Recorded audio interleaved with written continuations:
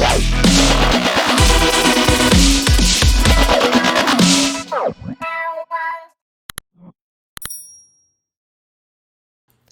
so excited about our special guest today. I'm going to bring him in now. It is Alf Evans. Hey, thanks for being here today, Alf. How are you doing? I'm doing good, man. I miss everybody really bad. Yeah, me too. Yeah, I am the social butterfly in our family, and so not having human contact has been difficult, to say the least. Yeah. I'm So, talking to myself more these days. The barnyard animals, they seem to be talking to me. I'm fine. yeah, you Yeah. sound like you're okay. So listen, most of the people viewing this probably already know who you are, but this is out there on the interwebs, and so for anyone who doesn't know who you are, why don't you introduce yourself? And while you're at it, tell us one of your favorite worship songs right now, something that you're really into in worship right now. Absolutely. My name's Alf Evans. I am the worship pastor here at Hilltop Family Church in Springtown. I've been here a couple of years. Love it. Love Catalyst, by the way. Put a little Catalyst plug in there. And I think my favorite worship song right now is Psalm 23 by People and Songs. Joshua Sherman, he's fantastic. Charity Gale, she's got an amazing voice. But I just love what they're bringing together. It's very choir-esque kind of stuff that is not my wheelhouse. And it kind of fascinates me, and the worship, the lyrics are really sharp, and that's where I'm at right now. It's good stuff. Cool. So the topic that we are on is going to be worship, and so I figured that the best way to start is, what is worship? If you had to sum it up, what is worship in your definition? Yes. Okay. Worship is the currency that we pay out from our heart, soul, body, that whole love the Lord your God with all your heart, soul, mind, and strength. Worship is the currency that we pay out to an object, person, place, or thing, so a noun, maybe even ideas, that ascribe worth or value, and that could be good or bad value to an object. Yeah, so when we're thinking about worship and this idea of worship, is it safe to say that that's not confined to music? Oh, without a doubt. Would you even say that there's a genre of music called worship, or would you actually classify genres as rock or metal or whatever it is, acoustic or whatever it is, and then if it is worshipful, that's worshiping? But is there actually a genre that you would say this is the worship genre? Boy, that's a great question. I think yes, because people are actually out there writing music with the intention of making much of God, and really that's with that being said, music is worship. So whatever, I think when you're singing about something, you are the object of the song, or maybe yourself, ends up being the object of the worship. Right, wrong, good, bad, loving, hate, it's still some form of ascribing worth or value to an object. Right. Okay. So as we continue to kind of round out what worship is, let me move on to this next thing. And I think that there's, when it comes to the music side of worship, specifically inside the church, I think that there's two goals for worship through music. And so I think that those two goals are congregational, together we praise God, and individual. So with that idea, what would you say is the difference between congregational worship and individual worship? Yes, I believe it's kind of like sports. You can be a fan, you can geek out on we'll talk about Comic-Con. Trey and I went to a Halo convention last year. Right. Trey and we love Halo. I grew him up on the game. He loves the game. And so individually, like, we like Halo kind of in our own ways. He's okay with the new stuff. I'm not. I like playing a certain way. He likes playing a certain way. Right. But then, it's more personal. I'm going to use the word intimate. Man, I'm passionate about Halo lore and the way it should go. Even Star Wars, I'm pretty passionate about that. And so I have these real close. So in my walk with the Lord, I'm able to have a more intimate, personal experience with the Lord on an individual level. Sure. But let's go to Comic-Con or the Halo convention we went to. Yep. And there's something about being, when we were waiting in line, The atmosphere. And so Yeah. we're waiting in line, and Trey and I'm looking around going, I'm a nerd, but these guys are nerds. And Yeah. in the line to get in, organically, the whole line starts going, oh. And I got chills thinking about it. Like, this isn't happening. It sounded amazing. Yeah. And there's just some things that cannot happen individually, Mm-hmm. right? And so when we come together on a Sunday morning or like at a Winterfest, Mm-hmm. there's just something about being with 10 to 20,000 believers Mm-hmm. that's powerful. Yeah. So you need both. I want both. I'm not willing to give away one or the other. Sure. Absolutely. They're both part of worship. I having led worship before, one of my absolute favorite things to hear is to step back from the microphone and listen to the people of God just going after him, and everyone's voice together. It's this crazy thing happens when everyone's singing together. You can't hear any individual. You can't hear anyone that may be off key or perfectly on key. It's just this one voice, right? However, some of my most intimate times of worship have been alone in my car, bawling my eyes out, right? And I couldn't give up either of those things. And I think both of them are equally important. There's something uplifting about being alone with the Lord, and there's also something uplifting about being together with a group of people with the Lord. So, You remember Promise Keepers? yeah. I've never been, and I have men in my life that have been. And the takeaway from every single one of them wasn't about the preaching, wasn't about the teaching. It was amazing being in that auditorium, in that Coliseum, 40,000 men singing Amazing Grace. Yeah. And that was the takeaway that they took away for years, Right. from events like Promise Keepers. Yeah. So let's just go one step further now with worship through music. I believe that there's three categories of worship. There's we, and then God. And a lot of times these three things are weaved into single songs. But my question for you is, do you believe that covers most songs? We, and God centered. Yeah, I do. And I think I probably differ with you just a bit on the semantics of that.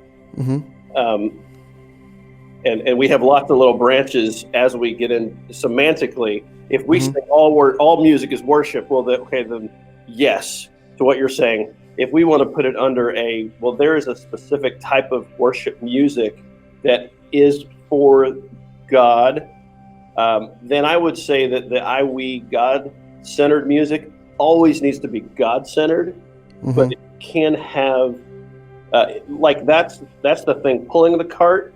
And then the music can kind of offshoot to a congregational focus I do a lot of congregational stuff with Awana, where we as a group are like, we shout, our love is big, and we rely on each other in order to make the statement that we're trying to say to the Lord.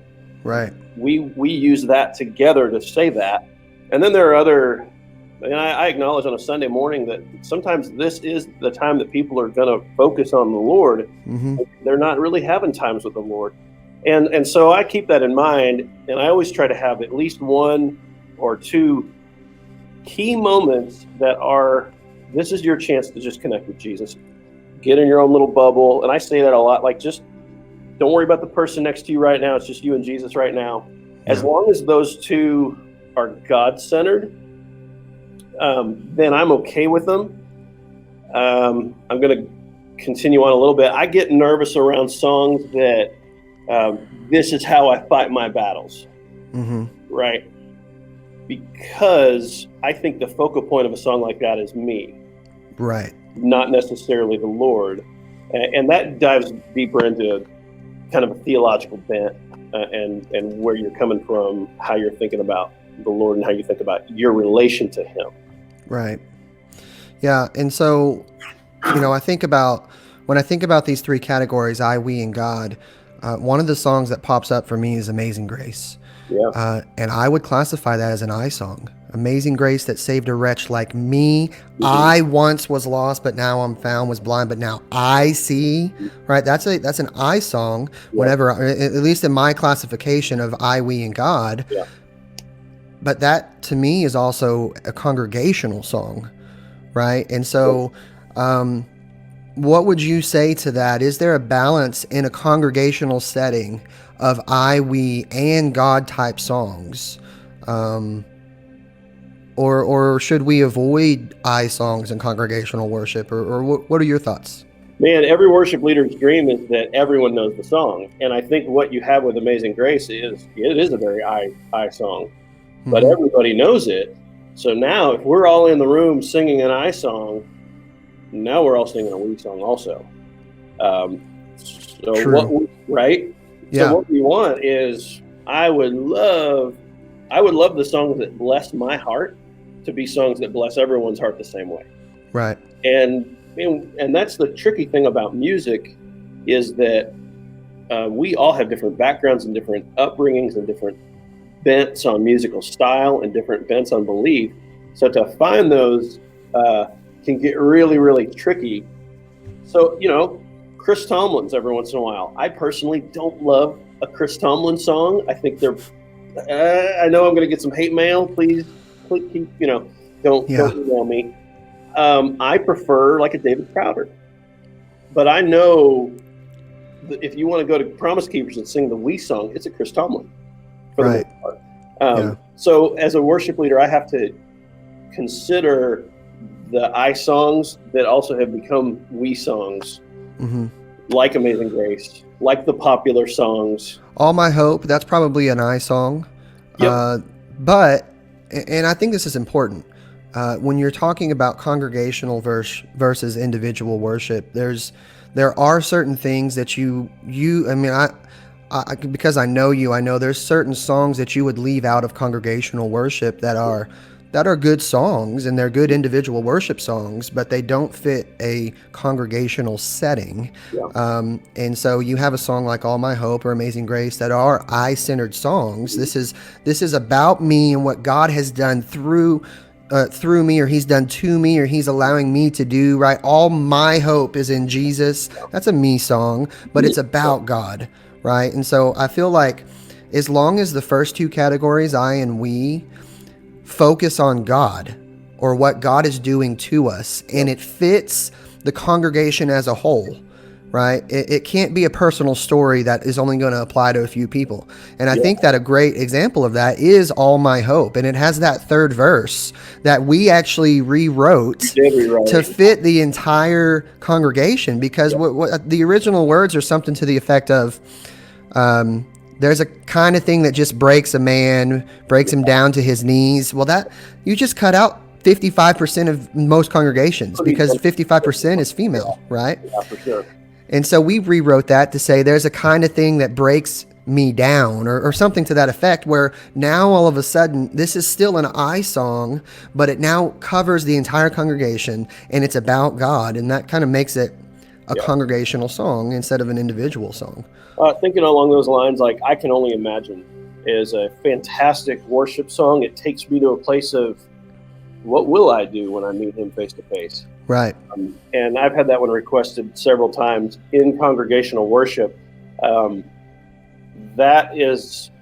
are songs that I kind of categorize that are a little bit more abstract in thought process. And one of my goals is to not have it too incredibly abstract. I flirt with John Mark McMillan's songs. I enjoy them a lot, but I have to be careful with lyrically what he brings to the table. Sure. I recognize that Chris Tomlin's more popular because he's less abstract in his lyrics. Yeah. So sure. I do need to be careful for songs that are really more contemporary Christian music, CCM. Some of them work.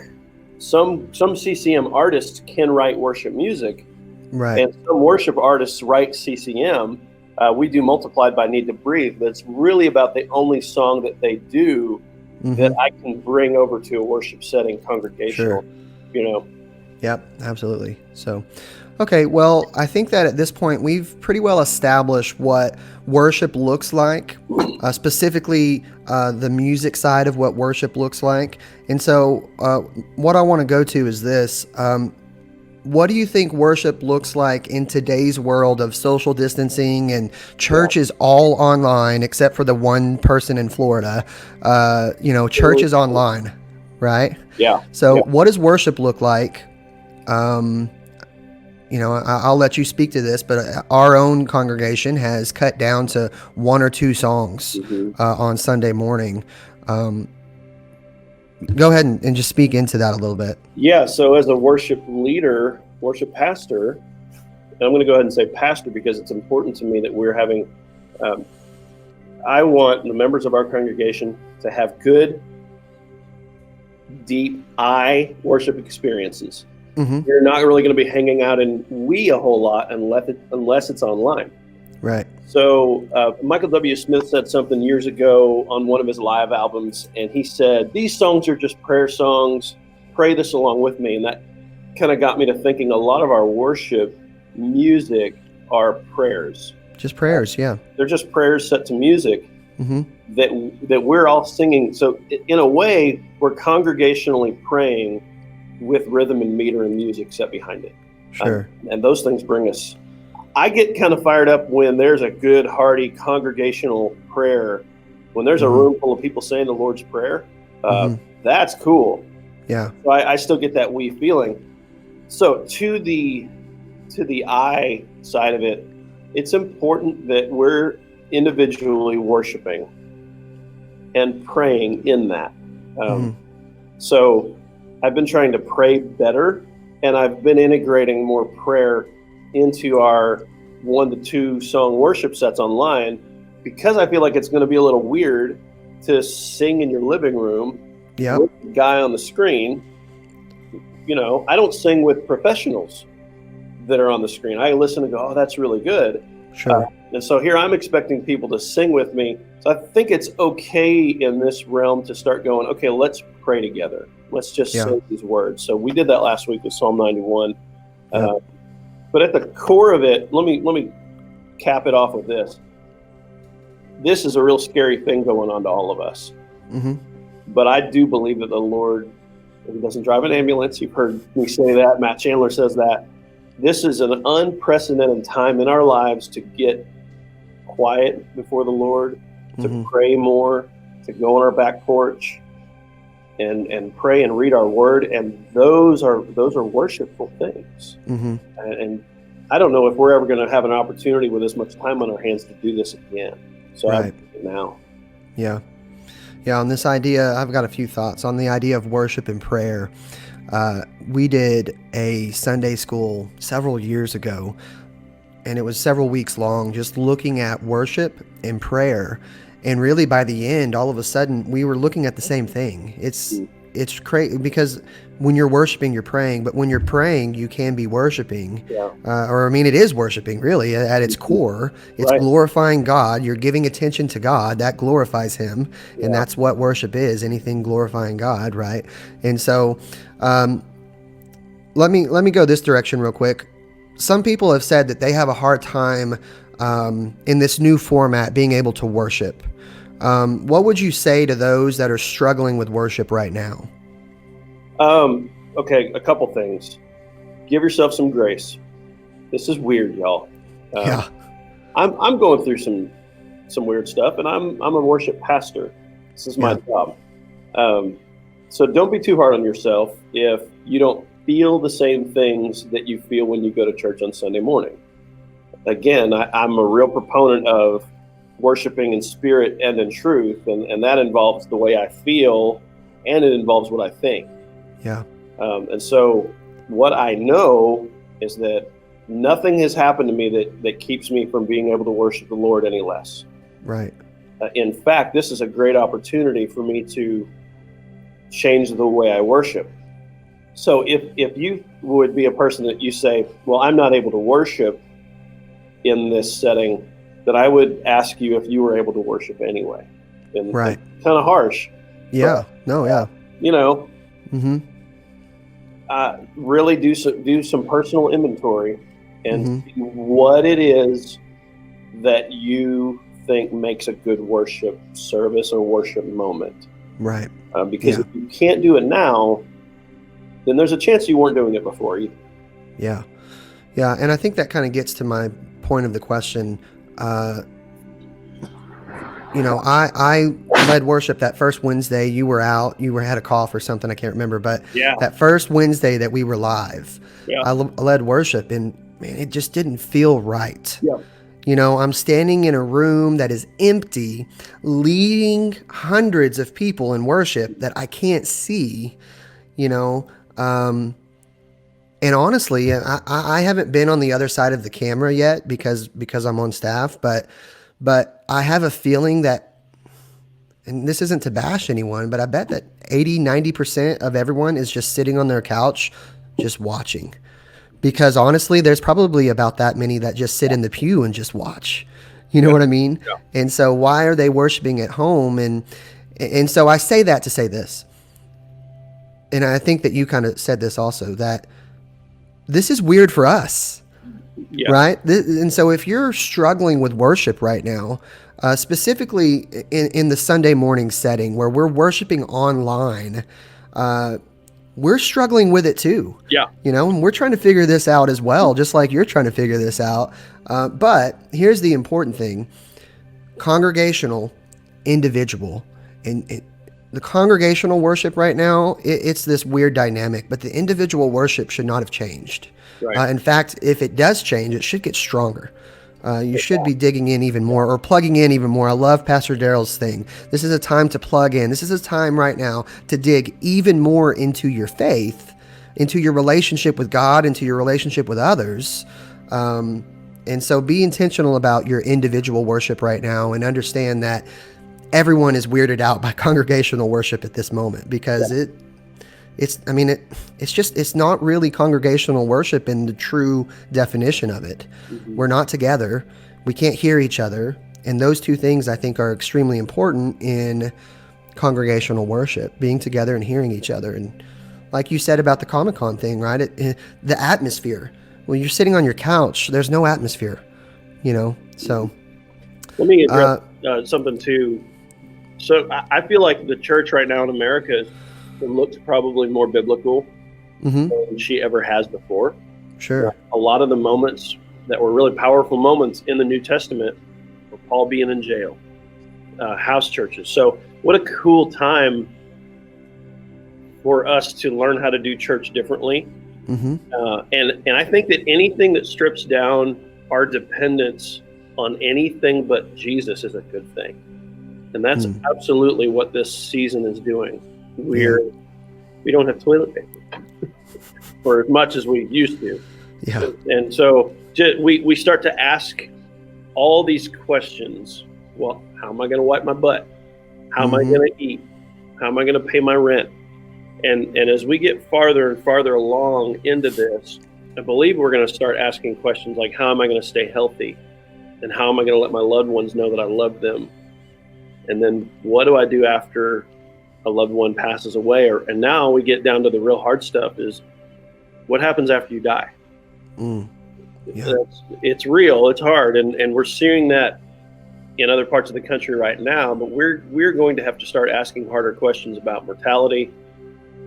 And that absolutely ties in with what worship is. Mm-hmm. Yeah. Yeah. And then I think that's why you keep hearing people say, this is such an incredible time for the church.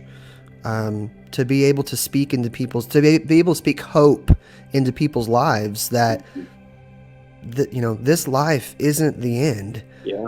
When you die, there's something on the other side, and you get to choose what that thing is, and you have to make that decision now. And this is our opportunity as the church to evangelize and to be the hope, or to be the city on a hill, right? Yep. And so let me go this direction real quick, and this is fully opinionated, and it's just completely up to you what you think, as if any of this hasn't been. Do you believe the church has had the wrong view of worship as being only at the building? Yeah, absolutely. The guy that wrote Chariots of Fire, I don't know his name, but he has this line that stuck with me. It was a story about one of the Olympic runners, and he has a line that says, "When I run, I feel his pleasure." Mm. I'm going to get emotional because worship is so much more than singing songs in a building. Right.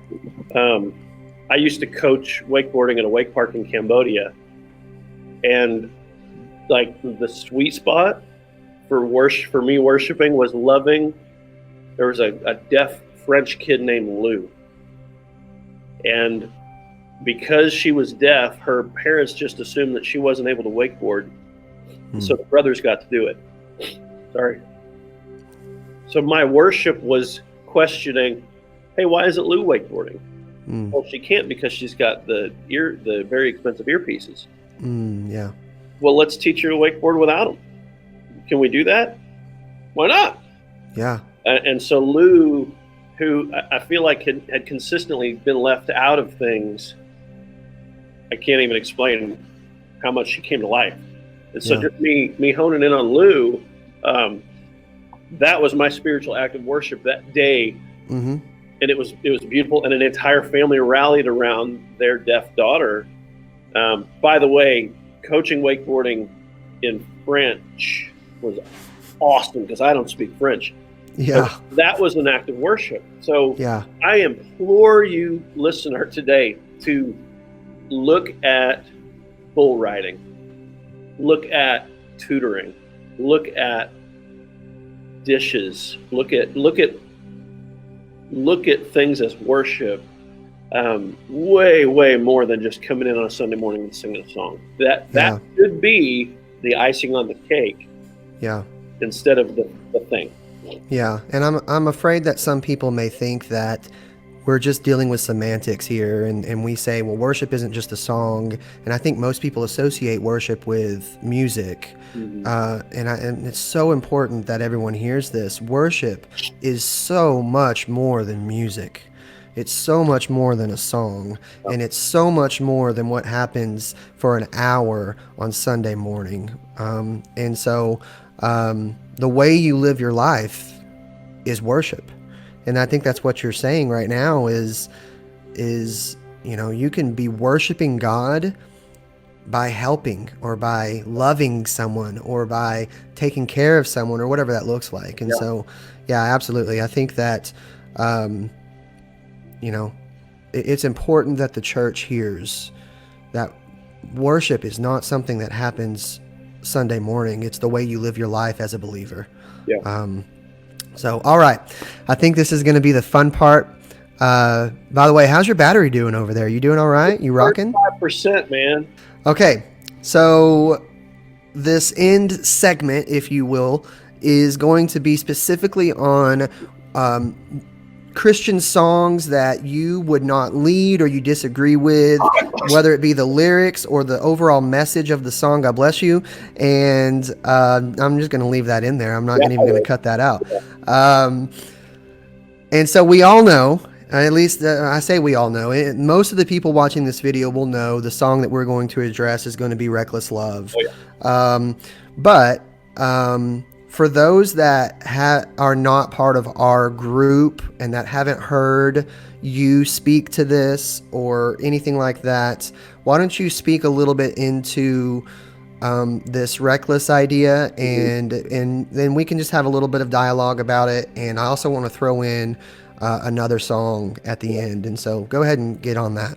Yeah, I acknowledge that I'm in the vast minority of people that will do Reckless Love. And I've got a couple beefs with the song. I think it was written recklessly, ironically enough. We don't use the word like that in everyday vernacular.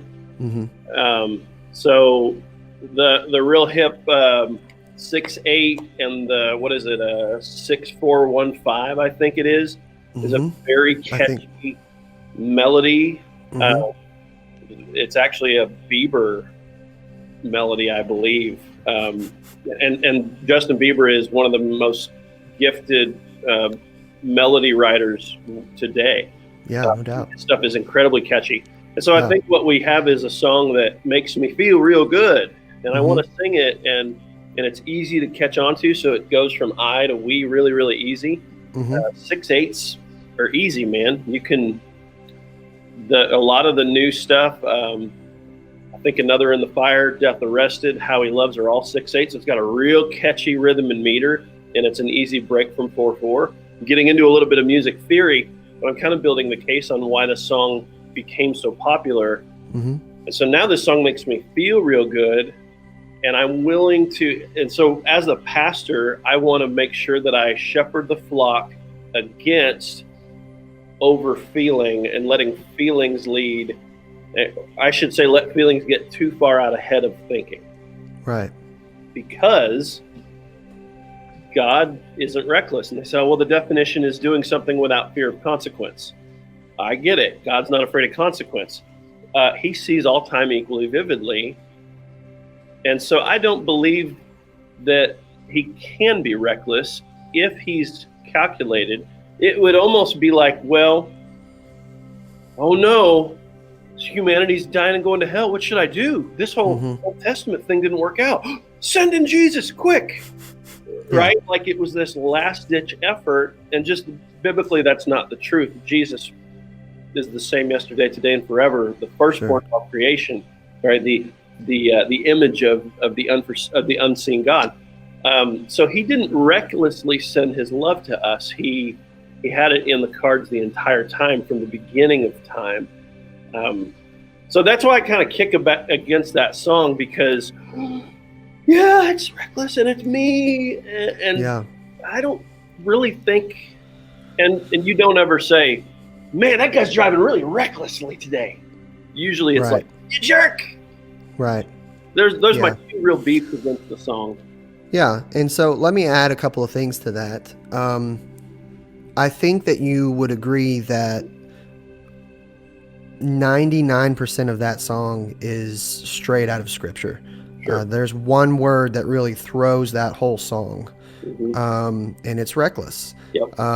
And I feel like I'm kind of in a middle ground now after all of the time that we've spent debating it, you know. I feel I'm just kind of in the middle. I'm kind of straddling the fence here, trying to decide, what do I really think about this? And so obviously the word comes out of the story Jesus is telling to a group of people, and he's talking about how a shepherd would leave 99 sheep and go and get one. Well, do a little bit of research on this verse and you find out that what Jesus is actually saying, he's making up. He's telling a parable. He's telling a story. And he's telling this to a group of shepherds, partly. There's other people there too. And these shepherds are probably sitting there like, I wouldn't leave 99 to go get one. Crazy. And if I do leave 99, I'm going to make sure someone's there with my 99. Indeed. Right? Yeah. And so Jesus is telling this story, which is kind of where most of the song comes from. And I believe that the shepherds are sitting there thinking, this dude's crazy. I would never leave all these sheep, right? Especially just for one. And so I think that kind of is the derivative of where the song comes from, right? Think about the shepherds, like this is crazy. And there's a God out there that would do this. That's crazy. I mean, it's crazy talk. Now, is God crazy? Is God reckless? No. God is not reckless. I want to make sure that is clear in our video today. Yeah. God is absolutely not reckless. Just like Alf just said, he sees all time equally vividly. We had a good conversation in our last small group about God isn't prepared for tomorrow. He's there. Yeah. He's actively seeing what happens tomorrow. God isn't trying to find a way to get us through Corona. He already knows. He sees it. He's there. He's living it because he's in all time at the same time, right? And so God is not reckless. If he is reckless, then he's not omnipresent. He's not stretched out across time, right? However, the song is coming out across from the point of view. Ooh, I just hit my mic. That's awesome. From point of view from the shepherds, right? And you see these shepherds thinking, that's reckless. Why would you leave 99 sheep to get one? And the idea that Jesus is saying is, hey, this is how much God's love is for you. He would go and chase you down, right? Yeah. And we can dig into semantics about, well, God can't chase you down because he's everywhere, right? But I think that's kind of my talking points at this point. I don't think that the word reckless describes God, and I don't think that God can be defined by the word reckless in any way. But I think that from our limited perspective, we can view an action like that and say, that seems reckless. And so that gets us to this point, and I know that you want to talk about this.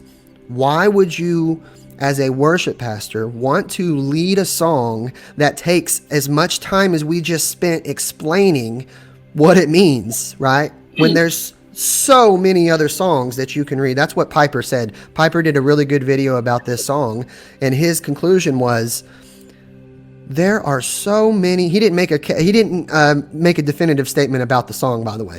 He just said, if there is a problem, there's so many other songs that you could play that are great songs. So why even bother with it?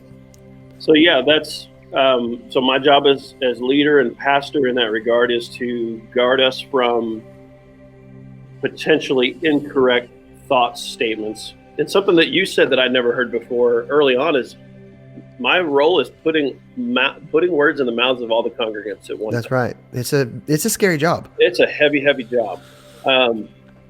So if there's a song that's like, we talk about Forever by Carrie Job. Thanks. They're using Job. Carrie Job. Carrie Job. That's how Canadians would say it. If there's, she talks about, alludes to Jesus going to hell and fighting for us, and he has the keys to death. Well, that's not really definitive in Scripture. That's Ephesians 4, and I think the jury's out on that.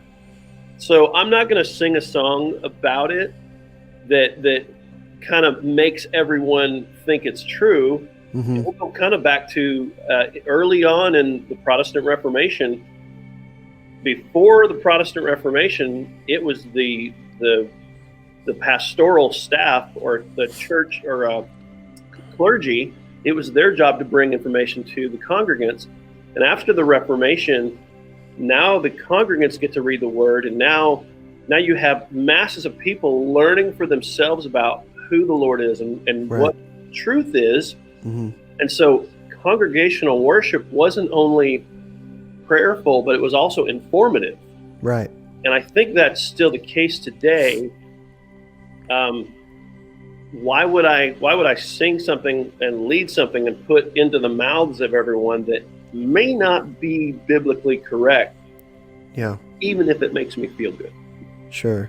I think that's dangerous. It's a dangerous slope to go down. And so again, I just leave some songs out of the mix. Why don't you do this song? You can worship that in your I time. Yep. I'm not going to bring that to the we time. Sure.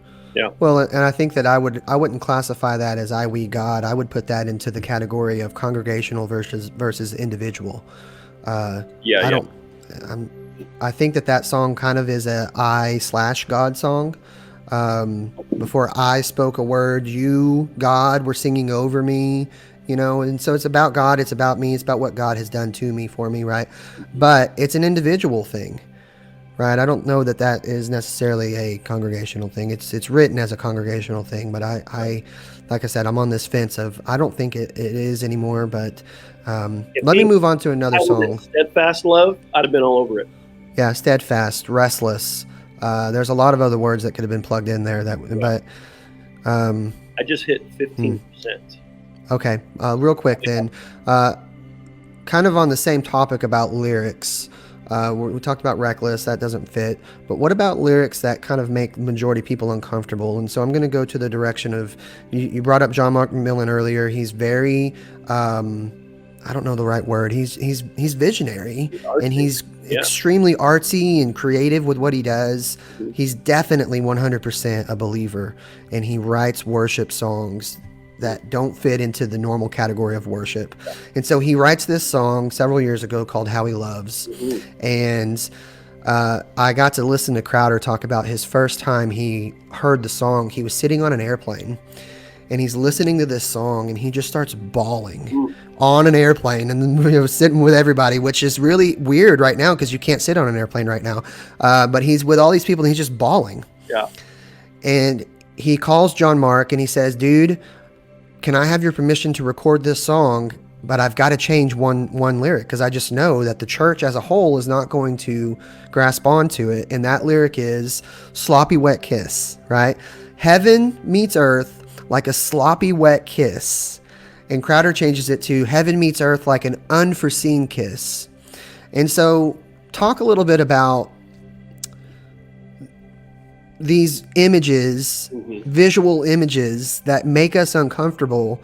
And I think that here, let me say this also before you get into it. I think sloppy wet, whenever you just kind of sit down and think about the different ways that what it could mean, you and I know what it means because John Mark put out a tweet a while ago and he told us what it meant, but that's fine.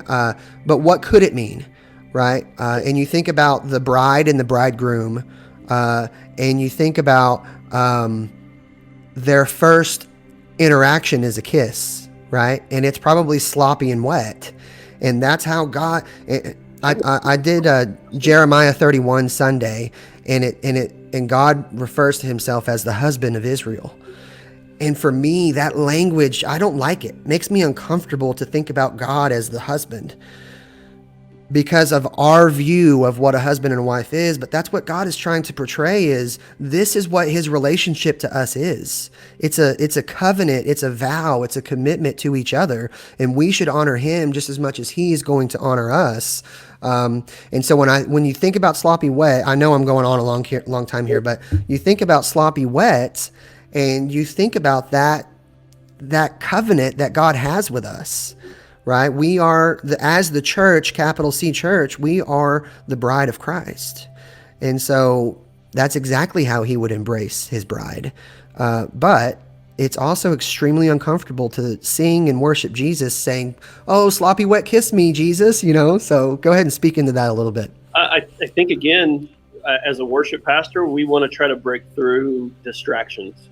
And that can come down to instrumentally, maybe, or vocally. Maybe someone doesn't carry the craft as well as hoped, and so and I worry about that with me, man. Sometimes voice is pitchy, or I want to be able to try to pull as many distractions away from a congregation as I can.